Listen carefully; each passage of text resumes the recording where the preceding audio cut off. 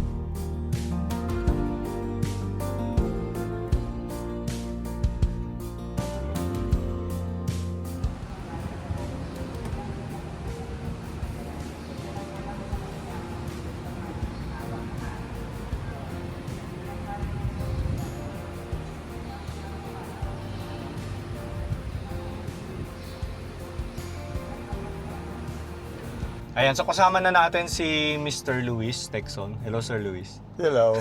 Good morning. Mag-hi ka naman, sir. Hi. Hello, ma'am. Hello po. Ma'am, ano na nga name niyo, ma'am? Neri. Neri, asawa ni Sir Luis. Kayo po ay related kay Simon Tecson. So, Yes. paano po kayo naging related sa kanya, sir? Starting from Simon, si Simon ay anak ng Tiburcio Tecson. Si Tiburcio at nakaasawa niya si Julian Ocampo ng Candaba. Nagkaroon sila ng anak. Ang anak nila, ang panganay ay si Pablo Tecson. Siya ang gobernador ng Bulacan. Sumunod sa kanya ay si Simon. Ang Okay. sumunod sa kanya naman uli ay si Mariano. At ang huli, ang bunso ay ang babae, si Julia Tecson. Julia Tecson naman. Si Simon ay nagkaroon ngayon ng 5 anak. Okay. Si Serapin, Francisco, Nicodemos, Concepcion, at ang bunso ay si Pedro. Si Pedro Tecson ang aking ama. Ah, I see. Ako ang bunso sa 7 anak Ni Pedro. ni Pedro at ni Roberta Zamora, Roberta Zamora. na taga Manila, Tondo, Manila. So, Si Roberta connected. Zamora, pagyayabang ko sa iyo, Oo, sige po. ay kamag-anak ni Father Jacinto Zamora. Nung bitayin, si Jacinto Zamora, si Father Zamora, ang kanyang mga kapatid, Opo. siyempre, nagreklamo. Oo. Hindi tumigil. Hanggang sa hinuli sila at pinatapon sa Guam. We are talking of 1875. Okay. Tapos nung nakaraan, nakabalik sa Opo. Pilipinas. Sa pagbalik sa Pilipinas, ayan, umpisada na ng revolusyon. Yun na yun. At ang revolusyon, tapos dumating ang Amerikano. Nang dumating ang Amerikano, itong si, yung kanyang, yung sa Zamora, na pinatapon sa Guam, ay sumapi sa Metodista. Ayaw niya na sa simbahan. Dahil kasi simbahan ng nagpapatay sa kanyang kapatid. At ang unang pastor ng Metodista ay si Nicolas Zamora. Ngayon, nung dumating ang panahon nitong si Simon, Ang inyong ay, lolo. Hindi, si Tiburcio muna. Tiburcio muna, Si Tiburcio ay ang kanyang kanyang asawa nga, si Julia Ocampo. Opo. Ang kanyang negosyo ay siya bang, kumbaga sa merchant, alam mo ba yung merchant? Opo. Gamit niya yung lawa ng Candaba. Alam mo yung lake Opo. yan eh. Nung araw, lake yan eh. Kaya ang nangyari, diyan yung mga bayan magmula sa Gapan, Cabiao, ng Nuevesia, San Miguel, San Delfonso, etc. hanggang dito sa Kalumpit. Diyan, yung bang mga nagbebenta siya ng mga gamit, palayo, kung ano, damit. Yung kaya merchant ka, merchant. Opo. Ayan. Dahil doon, maagang namatay. Dahil sa kanyang pagiging merchant, napag-aral niya yung kanyang anak na si Simon, si Pablo at si Simon sa Maynila. Si Pablo, dahil siya pinakamatanda, siya nabigyan ng nag-aral siya, nagtapos siya sa Letran ng kanyang high school balikan o AB, at nagpatuloy sa UP, sa UST, kumukuha ng pharmacy. Habang nangyayari yan, namatay na si Tiburcio. Kaya ano nangyari, napilitan huminto sa pag-aaral si Pablo, nahinto sa Pablo. Umuwi na San Miguel para, dahil kasi alam, kaugalian ng mga inchik. Kung sino ang pinakamatanda, siya ang tatayong ama. Oo nga, oo. Diba? Padre pamilya. Okay. Kaya yun ang ginawa niya, umuwi sa San Miguel at siya nag-aalaga. Naghahanap buhay. Wala siya makitang pagkita. Ang nakita niya ngayon ay naglingkod siya, nalagay siyang kabesa de barangay. Okay. Ng San Miguel. Ng San Miguel. Tapos doon, hindi naglaon dahil sa maraming tulisan. Dito sa San Miguel, itong northern part of Bulacan, hanggang Nuevesia, maraming tulisan dyan. Nagtayo ng kuwerpo ng pulis o estasyon ng pulis sa San Miguel. At ginawa si Pablo Tiniente. Ngayon, nung siguro matagal na panahon, nang magkaroon niya nagtatag ngayon ng Guardia Civil sa mga bayan-bayan, si Pablo ang ginawang kapitan at nagtayo siya ng civilian guard sa San Miguel. Ngayon, ang nangyari niyon dahil doon, samantala, ito naman si Simon ay napangasawa niya si Tomasa Moses Gel Santiago. Hindi naging maliwa, hindi na ikukwento sa pamilya kung paano niya. Pero ang alam mo, nakakataka. Itong si Simon, ay considered na mistisong sangle. Pero paano niya napangasawa si Tomasa na isang mistisang Espanyol? Kaya yun eh. Pero nagawa niya yun. Naging asawa niya. Itong si Tomasa, ito ang isang pinakamayayamang angkan ng San Miguel, ang mga Moses Gel Santiago. Halos kalahati ng bayan ng San Miguel ay ari ng lahi na yan. Katunayan, kung mariresearch mo sa mga titulo, makikita mo yun eh. Halos karamihan ng mga lupa. Katotohanan, sabi yun nila, yung highway ng San Miguel, kung familiar ka sa mapa ng San Miguel, yung mapa ng San Miguel, western part, yung kanlurang bahagi ng highway, halos lahat ng lupa riyan ari ng Simon Moses Gel Santiago. Kapatid niya si Tomasa. Halos yung pamilya, yung angka na yan, ari nila. At yung gawing silangan ng highway na papuntang Cabanatuan, yung gawin na yan, ari naman ng kapatid niya na si Simon. Si Simon Moses Gel Santiago. Katunayan, ngayon yung palengke ng San Miguel, San Jose, yung San Miguel High School. Sa kanila yan noon. Donation nila yan. Katunayan, kung titingnan mo, makikita ko sa iyo, yung mapa ng poblasyon, na merong street dun eh, Tiburcio. Pinangalan yun doon sa ninuno ko, ama ni Simon. Magmula ron, papunta simbahan, ari ng Simon, Moses Gil Santiago. Yung may bahay ba sa harapan ng munisipyo? Yan ba yung Kapulong? Hindi. Yan Yan si yun. Atty. Kapulong. Kapulong, Yeah, may oo. story na naman ulit yan. Abig siyo, yung bahay, yung mga bahay ng ano yan, yung may-ari, punong-puno ng kasaysayan eh. Kaya balik tayo kay Simon, ang pangasawa niya, ari niya, lahat nung magmula sa Tiburcio, papunta sa simbahan, ari ng Simon, Moses Gil Santiago. Yun naman, lahat ng lupa, dito papuntang sa Candaba, o West, ay ari naman ni Tomasa. Yung Tomasa naman. Katunayan, kung makikita mo yung bahay ni Tomasa ngayon, ni Simon at Tomasa, na pupuntahan natin ngayon, yung bisita, yung eskwelahan, at yung lupa sa likod, hagan doon sa boundary ng Candaba, ay ari ni Tomasa. Ang lawak. Katunayan niya yun, ha? Oo. Oo, okay to. Sa titulo yun eh. Katunayan, yun ang nagligtas sa buhay ko eh. Minana ko yung bahagi na yun. Talaga po? Oo. Na-operahan ako sa puso, naubos lahat ng aking mga naipon, nagkaroon pa ako ng utang na 1 milyon sa UST. Tapos wala. Hindi na kaming dalawa lang ng asawa ko, wala naman kaming anak eh. Wala kaming anak. Opo. Nabuhay kami eh. Tapos naipagbili yung lupa namin dyan sa San Miguel. Yun, naging kaparte ko. Yun ang naging party niyo. Ngayon, umpisa na. Umpisa ulit ang buhay, ang aming buhay. Kaya yun, dahil nga sa minana ko sa aking Ngayon, ang mangyari ngayon yan,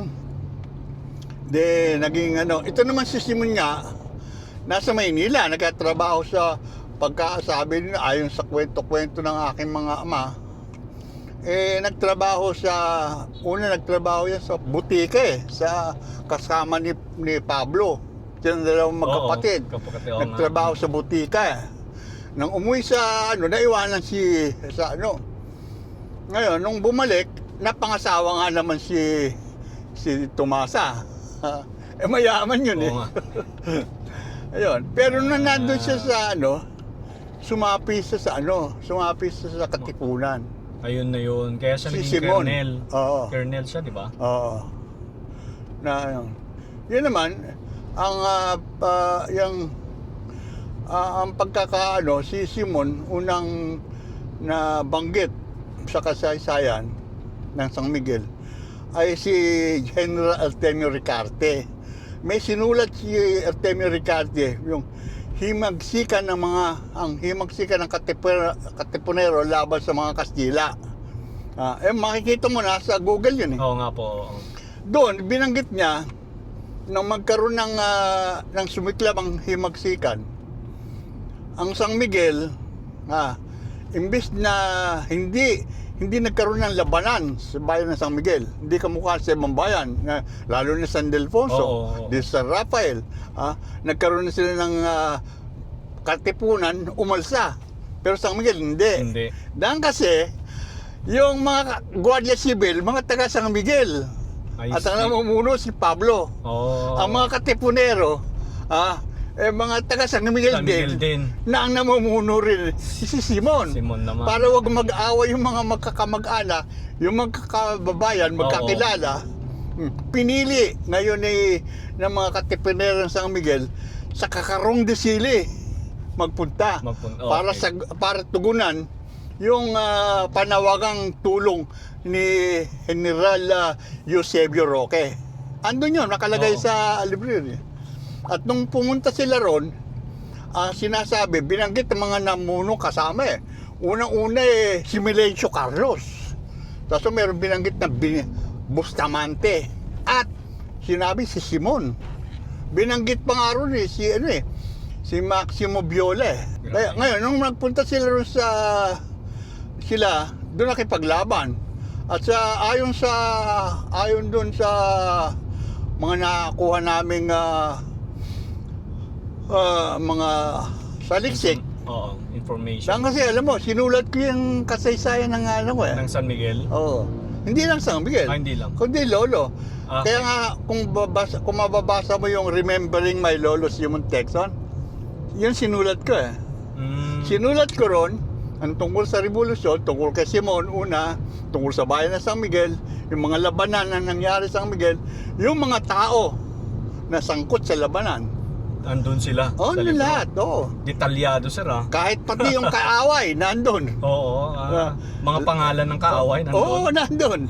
Lahat kompleto. Nilagay. Dahil kasi, ni-research ko. Alam mo, hindi lang kasi ako marunong, wala akong nalaman tungkol sa kasayan. Hindi rin ako marunong sumulat. Pero dahil dyan nagsimula yung aking passion. Eh. Dahil sa paggawa nyo ng libro. Oo. Kaya nangyari sa akin, hindi lang. Basa ako ng basa ng history. dahil siya naman, magsimula na naman ulit. Balik tayo na kung paano ko na isulat yung suki. No? Kaya sabi ko na, patalon-talon ako eh. Baka makalimutan ko eh.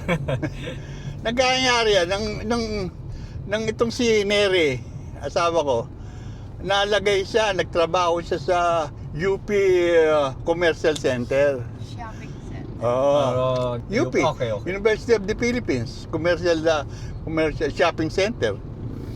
Doon, napasok siya rin sa Blessing. Yung mga ng copy machine. Oo. At saka nagpaparenta ng mga computer. Ako nagtatrabaho naman ako sa Quezon City Hall noon. Kaya pag umuwi ako, dadaan muna ako sa kanya. Pinagagamit ako ng computer. Kaya nyo naisulat din yung ano. Oo. Ang galing. Ngayon, tinuruan ako. Una kong tinuro sa akin yung paggamit ng Google. Oo, Sabi, download mo, ilagay mo pangalan ng anumang gusto mo at lalabas. Yun ang ginawa ko. Ewan ko kung bakit ang nailagay ko, pangalan ni Lolo. Oo. Simon Texon. Ba marami naglabasan. Hindi ko pinansin. Hindi ko naman alam eh. Wala ko na alaman talaga. Talagang wala kayong idea kung sino siya. Blanco. Oo. Ang alam ko tungkol sa lolo ko, pinatapon sa Guam. Yun lang. Yun Di lang. ba doon, wala na akong nalaman. Hindi naman yung nagkukwento yung aking mga magulang. Kamag-anak, oo. Hindi naman ako tatanong. Wala akong interes. Pero sir, kayo na lang, may ilan pa kayong mga... Ako na lang. Ay, kayo na yung nag-iisang apo. Oo. Pero Nabuhay. pero may mga ibang direct descendant pa. Wala. Wala na ako naalala. Wala na. Kung Sa kayo Simon, na lang yung po anak, talaga. yung anak at apo, yung anak ni Simon, direct anak, ako na lang. Yung direct apo ni ngayon, yung mga anak, halimbawa, anak ni Pedro, Oo. ako na lang ang natitira. Matitira yung mga apo. Pero yung sa ibang mga kapatid ng tatay mo, sir, may mga anak, may kakilala ka pang... Kilala ko yung mga Pinsan. pamangkin ko. mga ganun na, okay. Hanggang ngayon, kilala ko. Pero ako na labi na lang. Yung huli-huli, yung dalawa kong kapatid, sabay na namatay nung COVID. Anong COVID naman, okay. Namatay yun, dalawa yan. Diyan, malapit na tayo. Makikita mo yung pinakamatandang bahay. Yun, tuloy ko yun ha. Ang ginawa, dumating ang panahon. Turn left and then turn right. Meron pang mas matandang bahay? Yan, ito. Yung bahay, katulad ng, mapasinin mo ha, ang architecture nito at yung architecture ng bahay ni Lawrence na napuntahan mo, tingnan mo, ikumpira mo. Diretso lang tayo? Oo, diretso lang. Wala ka naman lilikuan dito, diretso lang yan. Dahil kasi, anong nangyari, dumating ang panahon, nagkaroon ng epidemya ng cholera sa San Miguel eh. Okay. Nililibing nila ron sa lumang Kapong Santo. Kumalat na yun, hindi nila mapigil. Nakahawa-hawa na. Nagkahawa-hawa. Kaya ang ginawa nila, sinunog nila lahat ng bahay doon. Bisita lahat. At, yun, naiwan ito. Itong bahay na to? Hindi ito nasunog. Dahil kasi, nasa labas eh. Oo. Kabila ng ilog eh. Kaya itong matuturing mo pinakamatandang bahay dito. Asan na? Ito na? Anya, malapit pa ito Malapit na tayo. Okay. Kala ko ito na. At dahil dyan yung ni... yun, ito kaya yun siya sabi ko eh. Yan ang istorya kung bakit masasabi ko, itong makikita mo ito pinakamatandang Alam mo, ibang kahit na yung mga taga San Miguel, hindi alam to. Ay, hindi nila alam. Hindi na alam na sinunog ang buong bayan ng San Miguel eh. Tapos nilipat ng masunog, nilipat yung sa kasalukuyan ngayon. Na San Miguel. Oo. Pero diyan talaga una na yan na, Yan ang original. oo. Yung sa San Vicente. Oo. Pero ito yung bahay. Oo. Ito lumang bahay. Pinakamatanda. Oh, ayan. Ito. Ayan. Tingnan mo Ay, oo nga, tingnan mo no? yung bakod, oh. Oh, tingnan mo yan. Okay to, hindi ko alam to, sir. Hindi ko alam ganito. Kaya nga sabi ko sa iyo. Nakakatuwa naman Tingnan yun. mo ang architecture. Oo. Ha? Pansinin mo ang architecture. So, eto daw yung oldest, pinakamatandang bahay ng San Miguel, Bulacan. Ayan o. Nakakatuwa. Kasi kita nyo yung bakod o, tisa po, original o. Oh. Pwede tayo Ay, mag-park dito sa pabubuksan ko. gilid, sir, no? Ha? Pwede tayo mag-park dito sa gilid. Oo. Sige sir, sunod ako. Ayan, so i-cut muna natin and ulitin ko lang yung sinabi ni Mr. Luis. Ang property na ito ay hindi na nga sila yung may-ari kasi ito ay kanilang naibenta na. And ang nakabili sa property na ito ay ang pamilya Menjola. Isa nga sa malalapit na kaibigan noon ni Henry C. si Menjola. Napangasawa ni Menjola si Josefina na isa sa mga apo ni Simon Tecson. And alam niyo, nakausap ko ang isa sa mga apo ng current owner. Sabi niya, nung nabili daw itong bahay na ito, ay marami raw talaga silang ipinaayos sa bahay. Kasi talagang sobra daw yung sira, especially yung pinaka-bubong. Pero 90% original ang bahay. Talagang preservation lang yung kanilang ginawa. Ayan. And isa nga sa kabilin-bilinan ng isa sa mga apo ng current owner ay huwag ko munang ipapakita yung taas ng kanilang bahay. So, ang pwede ko lang munang ipakita dito sa vlog na ito ay ang mismong labas at ang silong ng bahay. No? Kaya pasensya na kayo kung hanggang dito lang muna tayo. No? Pero malay nyo, in the future, payagan din tayo ng mga may-ari. And syempre, nagpapasalamat ako sa lahat ng pamilya Menjola dahil pinayagan tayo na makita ang bahay kahit hanggang silong. And syempre, malaking bagay na yun para sa atin. And I hope in the future, yung taas naman ng inyong bahay ang maipakita nyo sa amin. And again, maraming salamat po sa pamilya Menjola. Ito ang bahay ng Simon Tecson. Papasok Yung na tayo. makikita mo yon, yung sinarang pintuan na yun. Pintuan po yan dati? Oo, dati dyan. Yan, daanan ng mga karabahe. Dumating ang araw, ayaw ko anong dahilan, pinasaran niya. Oo, window. Dahil kasi, siguro Sinara. dahil siguro nun para kukonti na lang ang pintuan, dahil maraming tulisan nung araw dito eh.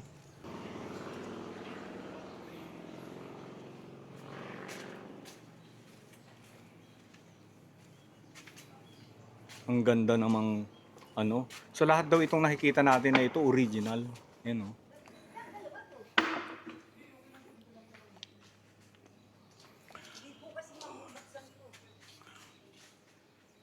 So ito yung Ito silong. ang silong. Dito sa kabilang ito, dalawa ito, kapantay nun. May mga kwarto yan ng mga kutsero, katulong, hardinero nung nila dito. Oo. Dumating ang araw, sinira yon. At yung mga kahoy, kinawang mueble. Kapalit ng mga sinira ng mga Koreanong sundalo na Nagkota dito. nagkuta rito. Ngayon. Itong silong din, mapapansin mo mataas ang, ang mataas ang Ceiling. bubong, Oo. Dahil kasi, dahil sa baha. Bumabaha rito eh. At ikalawa, imbakan nito ng labis na ani ng palay. Oo. Nung araw yan. Ginawang sinihan nito nung araw. Ganun. Nung 1950s, sabi O, ginawa rin nyo. Kinukwento ng aking lolo. Oo. Hindi, ng aking aking tiyuhin na anak ni Simon. Na nung araw, kumatanda mo, naging sikat na boksingero si Pancho Villa. Oo. Oh. Ay yung magkapatid na si Rapid at Francisco, nag-aalaga ng ng boksingero. Ito ginawa nilang training ground. talaga naman. Maraming ginawa riyan. At saka ito, ewan ko saan nilagay, ay yung mga karo ng santo. Ang lawak pala ng Ha? ng silong. Oo. So lahat daw yung walls na yan, Sa original. kaya Isa nila, tsaka mulabi. ayun yung mga karo ng puon. Ay, nandyan pa. Dahil kasi ang karo ng puon. Ang aking ama, minana niya yung karo ni San Pedro. Yan. Tsaka yung kanyang kapatid na si Concepcion, minana naman niya yung imahe ni De La Rosa. Kaya kami sabi nila, yung daw mga karo ng dito, ay siya nagbubukas at siya nagsasara ng prosesyon pag mahal na araw. At saka yung mga puon na yan, Oo. may mga lupa yan na ani, ginagamit para sa maintenance nung binabayaran yung bumabasa ng pasyon, Oo. yung sumasama sa posisyon, humihila sa karo. Pinakakain lahat yun. At yung pagkapakain na yun, at dekorasyon, ay nanggagaling doon sa lupa na nakalagay sa pangalan niyan. Katulad din yan ng yung mga matandang may-ari ng imahe ni San Miguel. Ganun din. Opo.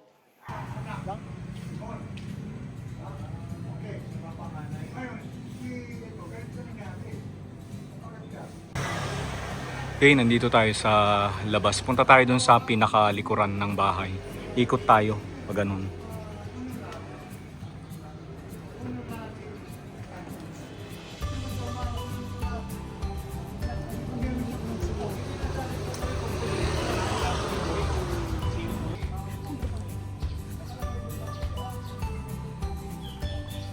Grabe, ang laki. Ang taas, no?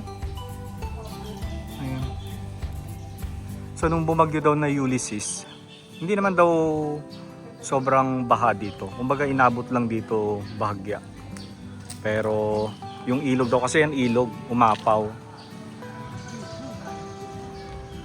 No?